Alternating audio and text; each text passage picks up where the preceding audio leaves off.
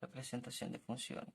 Una función se puede representar mediante una expresión verbal. La representación mediante una expresión verbal de una función hace explícita la regla que asigna a cada elemento del dominio su correspondiente imagen al codominio.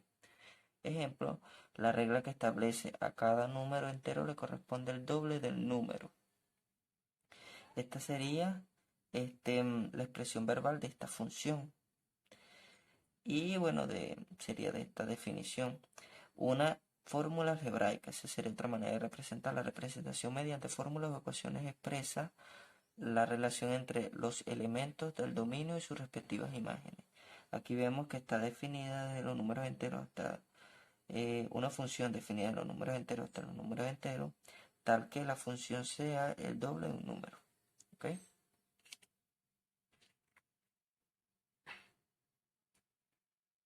Aquí tenemos la C, representación mediante tabla de valores.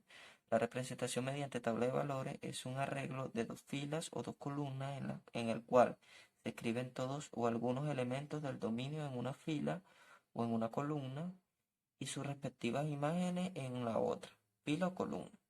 Aquí tenemos el ejemplo. Tenemos la definición vista anteriormente de la forma algebraica y tenemos la tabla. Tenemos los elementos X y tenemos sus imágenes. ¿Ok? Ese será el resultado, la función.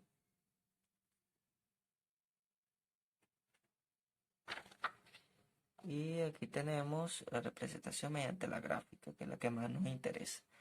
La representación gráfica de una función se obtiene al ubicar en el plano cartesiano un número suficiente de pares ordenados de la función. La gráfica también permite analizar el comportamiento de la función.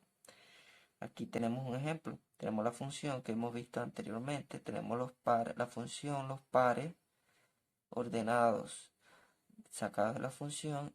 Y aquí tenemos la gráfica. El plano que tiene dos ejes, el eje X y el eje Y. Aquí tenemos los valores asignados. En este caso lo hice de 5 milímetros cada uno. Y bueno, tenemos la ubicación de estos pares.